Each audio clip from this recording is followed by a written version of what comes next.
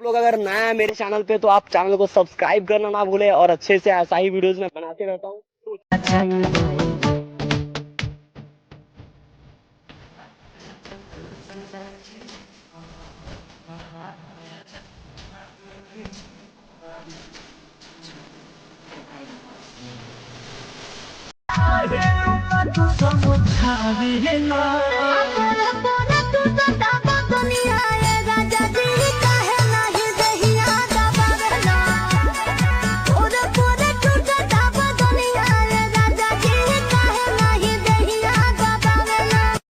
single बारू की double या की रखले बारू पाँच तू